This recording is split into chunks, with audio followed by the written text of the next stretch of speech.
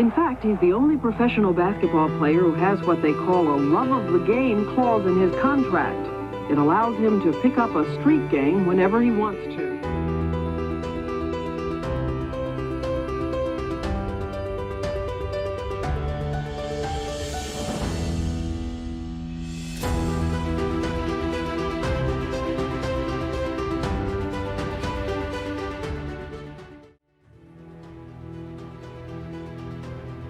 I've missed more than 9,000 shots in my career. I've lost almost 300 games.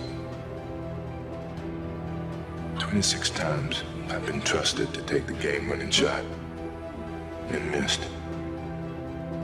I've failed over and over and over again in my life.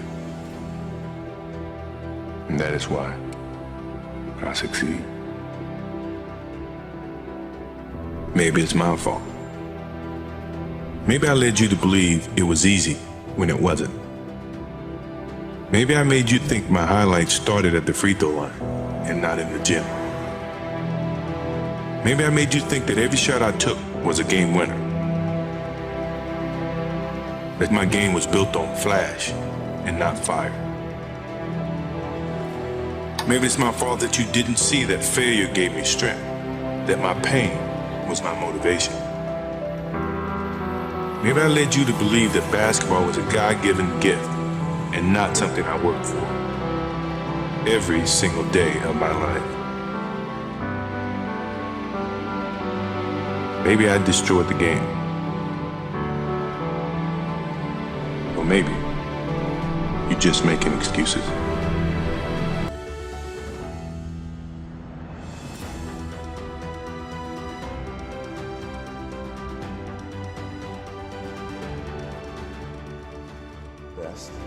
I feel I still have room to improve. I still set goals for myself to strive for. I'm never complacent with what I've achieved.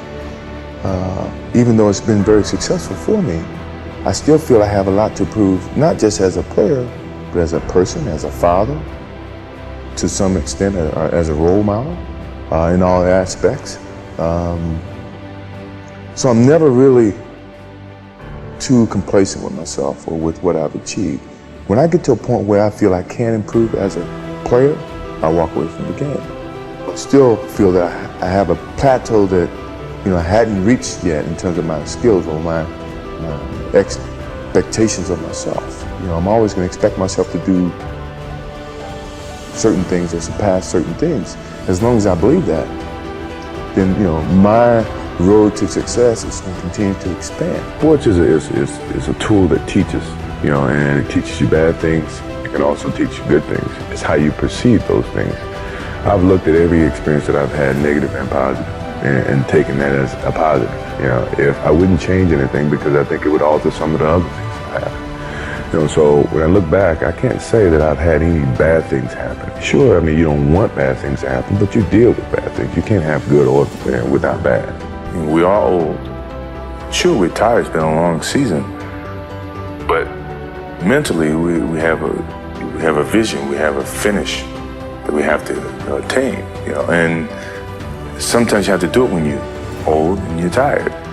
And I think it's the test of your will to succeed when you have to deal with some of these negatives. And I'm pretty sure by the end of this playoffs, you'll see the old and the tired people were very, very young and strong mentally.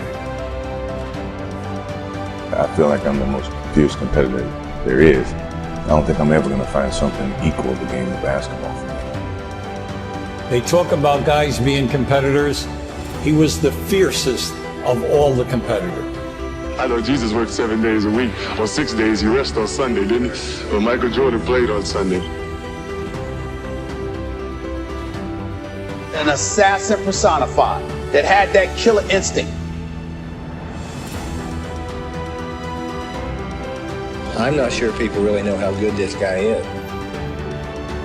Michael Jordan at his best, there's very few people on this planet that can do this. For me, Michael Jordan was a killer. It didn't matter. He wanted to come in and kill you. What motivates me is the unknown. no one knows. You know, they can all speculate, but no one really knows. And myself, I didn't know. But that I didn't let that stop me. You know, and I let that motivate me more so than anything. That, you know, as long as it's unknown, that means I have a chance. You know, and that's the way I pursued my whole career. No matter what the game is, or who you're playing against, you have to want the ball. The clock. The pressure. Block all that out. All you think about is what you have to do to win. That's why I love the end of the game. Because it comes down to that one moment when it's all in my hand.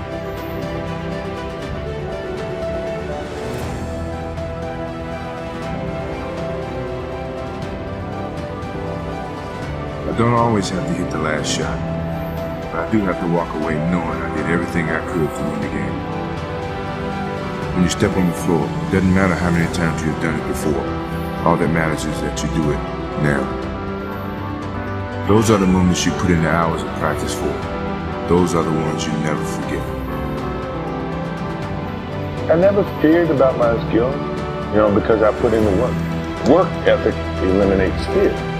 So if you put forth the work, then what are you fearing? You know what you're capable of doing, what you're not. I've never been afraid. I mean, obviously you're nervous, but afraid means you're not confident in your skills. I have total confidence in my skills, so I'm not afraid.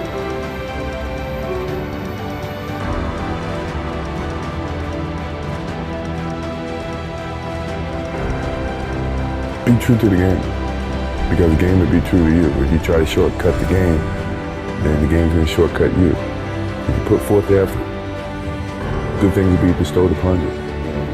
That's truly about the game. And in some ways, that's about life too.